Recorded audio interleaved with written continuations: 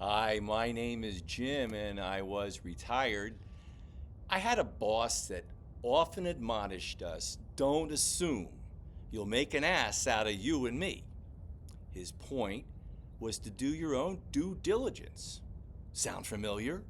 In this episode, I'll look at the assumptions being made by some of the online alternatives for retirement planning, starting with Empower's personal capital planning tool. Don't assume you know the assumptions. You need to check them out. Stay tuned. No, in the past week, I've been reviewing personal capital, which I've used for about 4 years now. In 2020, it was acquired by Empower, one of the larger managers of workplace retirement savings plans.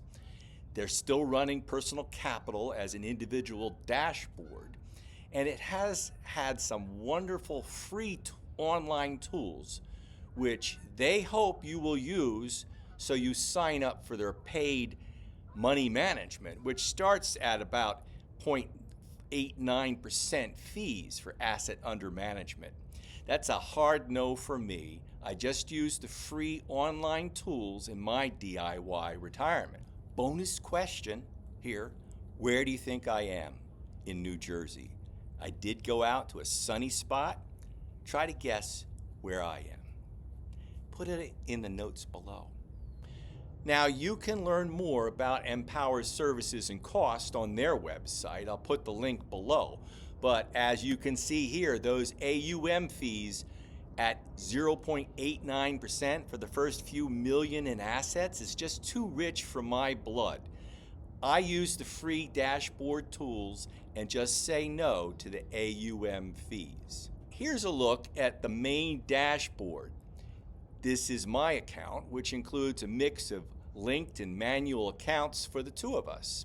I've masked some of it so you can get a sense of the tool without disclosing my personal information.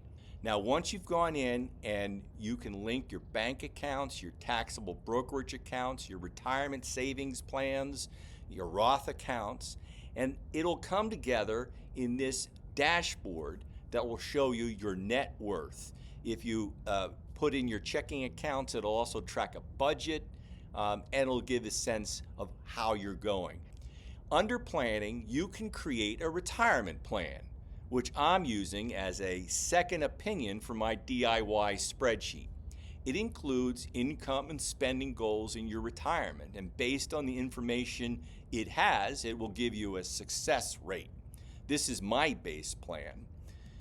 For income events, it starts with the retirement savings on your net worth page, and then based on your inputs, it will add expected income streams like your annual Social Security benefits, any spousal benefits, pensions.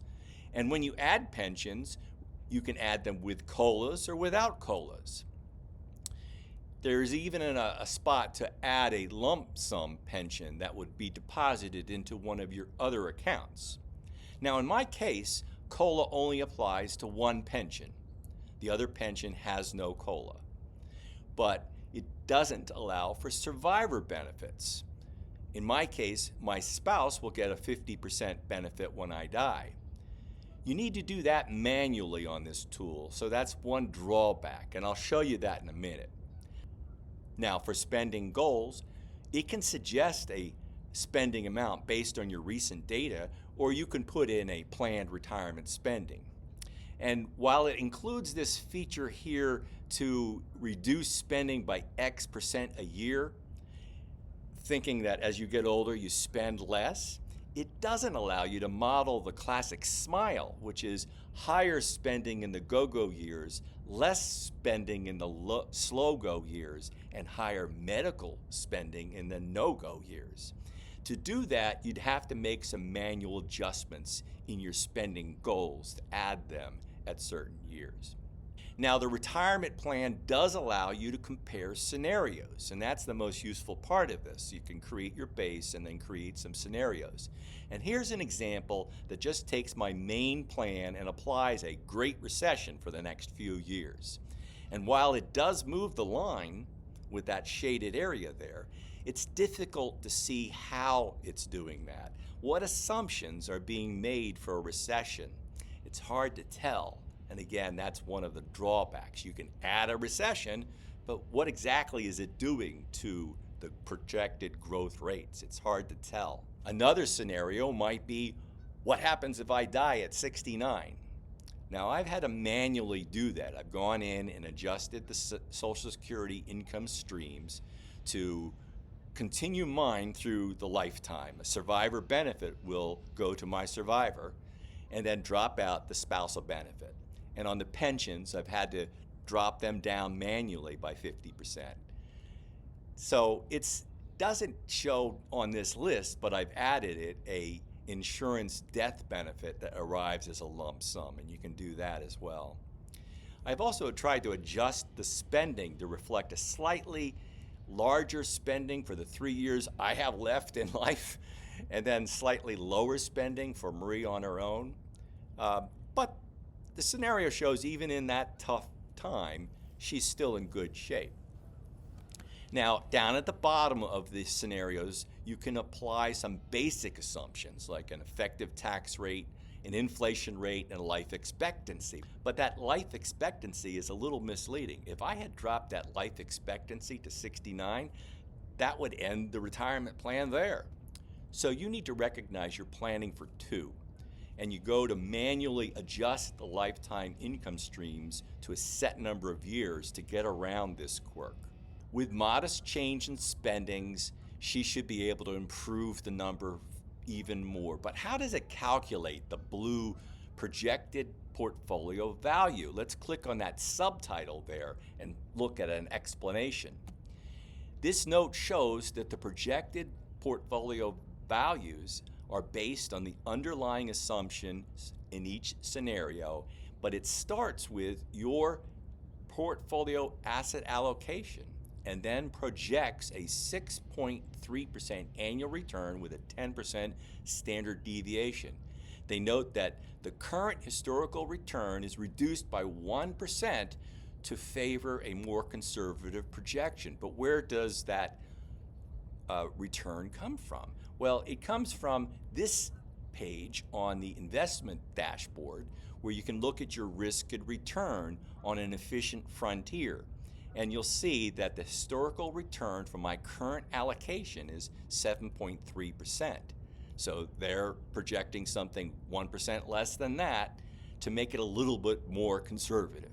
As you recall, I use a real rate of return based on a compounded annual growth rate for a different conservative estimate. So also note that they're applying that overall portfolio return to the entire portfolio. And unlike my DIY spreadsheet, it doesn't try to figure out exactly where to take each money from each account. It also applies some overall background rules on how to withdraw funds based on a simple order of operation, and I'll show you here. So here is a PDF that I downloaded from the Empower Personal Capital spreadsheet that goes into a little bit more of the assumptions in that retirement planner. And it runs through 5,000 Monte Carlo simulations to deliver a robust, personalized retirement projection. But if you look at some of the assumptions, it takes all of your starting portfolio. Now I'm going to skip over the accumulation phase, and you can use this if you're pre-retirement, you have like 10 years to go to retirement. Personal Capital will allow you to model out how your retirement savings will grow until the retirement date and then retirement. But I'm in retirement, it's a DIY retirement, so let's jump down to the distribution phase and look at some of the assumptions. They're looking at the retirement spending, and it represents the expected annual net cash flow from all of your retirement portfolio and based on this spending history. And it's an overall number. Now, it does note that if you have one working spouse, and you'll need to make some adjustments to it. The taxes are all figured out based on some algorithms, not your personal tax situation, so you have to watch out for that. It also assumes a flat tax in your state, and I'll get to that in a minute. In New Jersey, it's like really misleading. The Portfolio cash flow outflows are on this basic order of operations, and you hear this a lot. Start with your tax deferreds if RMDs apply, then all of your taxable, then the rest of your tax deferred, and then finally use your tax free. Now, as you know, I do a strategic withdrawal and not that order. Sometimes it makes sense to pull something for tax free if it prevents you from going to the next tax bracket, for instance. This algorithm doesn't do any of that. It just kind of smooths it all out. So let me show you that overall net flat tax in New Jersey is 6.37% here. I have a retirement income exclusion that I'm trying to use. If my gross income is below $100,000, none of it's taxed. Between $100,000 and $125,000, then 50% of it is taxed. And if it's over $125,000 to $150,000, 25% of it is excluded. And if it's over $150,000, none of it is excluded. Believe me, I want to be out of the state of New Jersey before I pay a flat income tax like that in New Jersey. Personal capital, when I began using it, I looked at the portfolio analysis tools, and this is where it shines. You'll see a lot of people brag about this overall asset allocation chart that it creates. It does take a little bit of work to add manual classifications for the assets that personal capital doesn't recognize. And in a 401k at your employer, for instance, it may have funds that you'll have to go in and look up the numbers and provide those classifications for that asset. But generally, this does par with my own analysis in portfolio by bucket spreadsheet, and I track this as a second look at it. But what I can't do is show me the asset allocation across my time and tax buckets like I do on my spreadsheet. This is just the overall portfolio. I do like how you can click into the stocks, for instance, and then you can zoom in and look at each of the components in your portfolio that make up that asset class. Personal capital will recommend a better asset allocation. Now, I like to hold more cash than they do because I'm using a 3-bucket strategy. They also favor alternatives like gold and REIT in their portfolio, and I'm not a gold bug. I do have REITs in mine.